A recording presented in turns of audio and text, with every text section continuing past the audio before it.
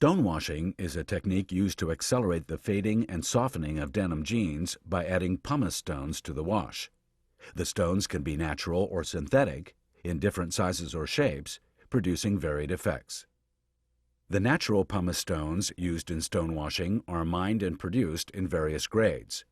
Pumice is mined around the world in places such as New Mexico, Turkey, Ecuador, and Italy. Due to shipping costs, most U.S. laundries use domestically mined stones. Pumice stones range in size from marbles to larger than golf balls. Grades are measured by size in inches, and also by their abrading ability. The effect of pumice stones on fabric varies depending on the size, abrasiveness, and volume of stones used per pound of garments. The type of pumice and its mining method affect the size, weight, strength, porosity, and absorbency of these stones. The rate of attrition, or how long the stones last, depends on the mechanical action of the washing process, the brittleness of the stones, and the desired effect. Pumice stones work by cutting or abrading the surface of the fabric. The grit from the stones sands, scrapes, and cuts the yarns in the fabric, and the edges and folds of the garment. Both fiber and dye are removed, and the surface becomes softer. The result is an attractive, unevenly dyed appearance that looks faded or aged. Smooth stones yield a more even effect, while rough stones provide a more distressed look. Let's look at a typical stonewashing process. On average, a pair of jeans weighs 2 pounds. A stonewashing run of 100 pairs of jeans uses 250 pounds of pumice stones and 140 gallons of water for a period of 1 hour. Then there are more intense stonewashings, which can last from 4 to 6 hours. Shown here is a sample lot of 4 pairs of jeans and the appropriate amount of new and used stones necessary to achieve a stonewashed effect. Jeans to be stonewashed may first be subjected to other finishing techniques, such as hand sanding or potassium permanganate processing. Then they're loaded into a belly washer. But they still may not be ready for stonewashing. First, any necessary pre-preparation procedures, such as desizing, must be performed. Once all preliminary procedures are done, the stones are finally added to the belly washer. Stonewashing requires exact ratios to achieve a uniform and controlled localized abrasion. Several factors must be taken into account, such as stone ratio. Typically, the more stones per pound of garment, the greater the abrasion. Liquor ratio. The higher the liquor ratio, the lighter the abrasion. Washer diameter. A larger machine diameter means greater machine capacity and higher productivity. Load size. This is determined in large part by the machine capacity. Chemicals. The garment fiber composition and the desired level of abrasion dictate the amount and type of chemicals used. Drum speed. Along with the tumbling action of garments and stones, the speed of the drum directly affects the degree of abrasion. A typical stonewashing process begins with desizing, followed by stone abrasion, rinsing, top brightening, and softening. You can find out more about a typical stonewashing cycle in the Technical Tips segment of this CD. While some stonewashing is still done in belly washers, rotary machines are becoming the machine of choice. The advantages of rotary machines include larger diameter drums, microprocessor control, and ease of unloading. No matter which type of machine is used, though, it will eventually need to be replaced. Not only is stonewashing hard on the machine's drum, but the stone sludge and small stone particles of its effluent clog waste piping and trenching. Once the stonewashing cycle is complete, the jeans and stones are removed from the machine. Some stones and stone residue remain on the jeans. Because the residue is abrasive, it will damage any washer or dryer that the jeans will be loaded into next, so it must be removed, either by hand or by machine. Hand removing stone residue is slow, costly, and labor-intensive. Workers must manually shake the stones or residue off the jeans and remove any small stones or particles inside the jeans or in the pockets. It's virtually impossible to remove all the particles from the pockets, which leads to an interesting phenomenon. Consumers often take the remaining residue as a sign of authentic stonewashing. In addition to manual processes, stones and residue can be removed by a destoning machine, which is quite efficient and involves very little labor. After stonewashing, the jeans and stones are unloaded into a truck. The truck is moved to the back of the destoning machine and the contents are placed inside. The destoner consists of a revolving cylinder with spiral vanes or baffles inside. As the cylinder turns, the residue is spun out of the garments and through the baffles. The stones drop out of the bottom of the machine into a bin, while the jeans are spiraled through the cylinder and out the back of the machine. Enzyme washing is a wet processing washing technique that softens the feel of fabric and brings out highlights. In the jeanswear industry, enzymes are used as an alternative or addition to stonewashing. Enzymes are organic substances, specialized proteins found in all living organisms that serve as natural catalysts for biochemical reactions. They're safe and easy to use and attack and degrade specific substrates under mild conditions. Since they work under mild processing conditions, they cause less damage to denim fabric during processing. Or to generate more wear and to give the feel of a full stonewash, enzymes can be combined with pumice stones. Many different enzymes are used in denim wet processing, each with a specific purpose. The two most often used are alpha amylase for desizing starch and cellulase for abrasion and biopolishing. The cellulase enzyme biopolishes cotton by hydrolyzing the fiber surface. Unfortunately, this process results in a loss of fiber from the surface of the fabric. Recently, lacase enzymes have been engineered to decolorize the indigo dyestuffs on the yarns without causing fiber loss. Enzymes offer results similar to those achieved by stonewashing, but with several advantages. For example, they're environmentally friendly and require less labor. Jeans washed with enzymes are softer because the enzymes digest the fabric, breaking down the surface fibers.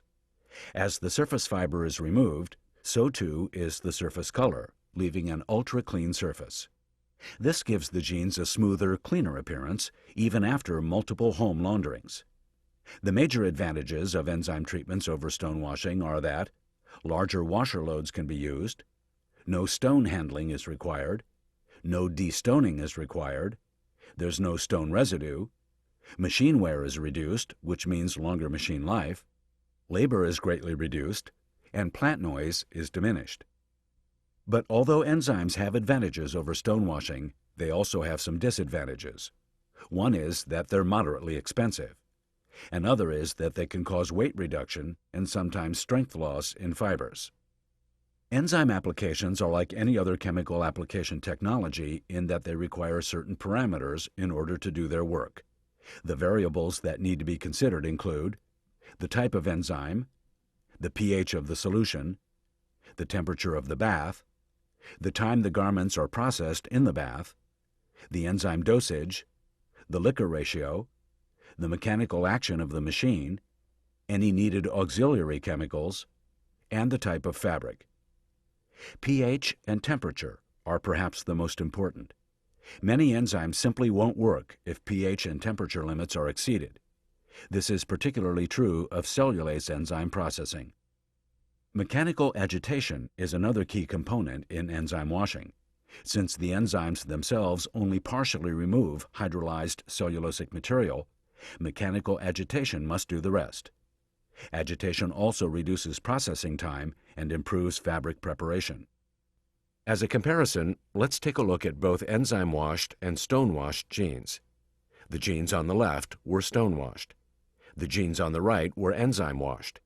As you can see, with both the stone-washed and enzyme-washed jeans, the overall color is similar, and the differential washdown around the pockets is also similar. Two types of enzymes are used on denim: neutral enzymes and acid cellulases. Both are effective on cotton denim, but result in a slightly different effect, as you can see. The type of enzyme used depends on the process being used and the desired effects of that process. For example, a common process is the dark wash using acid-stable enzymes. Its typical processing sequence is desizing, followed by abrasion using acid-stable cellulase with maximum color retention, top brightening, and finally softening. You can find out more about generic enzyme processes in the technical tips section of this CD. Another common enzyme process is the enzyme wash with maximum abrasion. Its processing sequence includes desizing, abrasion using high levels of acid or neutral cellulase enzymes, top brightening, and softening. Yet another process is used for a typical dark wash enzyme procedure that softens fabric while maintaining a dark indigo shade. It includes desizing, followed by abrasion using neutral cellulase with maximum color retention, followed by top brightening, and ending with softening. Using the right type of enzyme is critical to maintaining proper pH, which in turn is critical for successful enzyme washing. It's particularly important to prevent backstaining. Backstaining occurs when indigo dye removed from the white filling yarns is redeposited on the yarns during processing. Backstaining is less likely to happen during enzyme treatment if a pH greater than 6 is maintained. So neutral enzymes, therefore, allow less backstaining than acid cellulases. But acid cellulases result in greater abrasion, so depending on the desired effect, buffering agents may be used to reduce backstaining in such low pH situations. Backstaining can also be minimized through the use of specialty chemicals that prevent the dyes from being redeposited. However, it's important to use the correct specialty chemical, one that won't adversely affect the cellulase enzyme. Other ways to prevent backstaining include not overloading the machine, using shorter cycles after bleaching, and running extra rinse cycles. A fixing agent can also be used to lock in color. As we mentioned before, pumice stones can be used with either acid or neutral enzymes. Many washes use porous ceramic or plastic balls called dingers instead of stones. These come in many different sizes and shapes, from golf balls to large rubber balls. The generic procedure for a heavy wash using stones and enzymes is as follows: desizing, then abrasion with a cellulase enzyme and a 1:1 pumice stone to fabric ratio, top brightening, and finally softening. Visit the technical tips section of this CD to view several examples that combine stones and cellulase enzyme procedures. Another way to achieve a novel look on denim is through the use of a naturally occurring material known as diatomaceous earth, or dye earth. Dye earth consists of fine fossilized remains of ancient animals.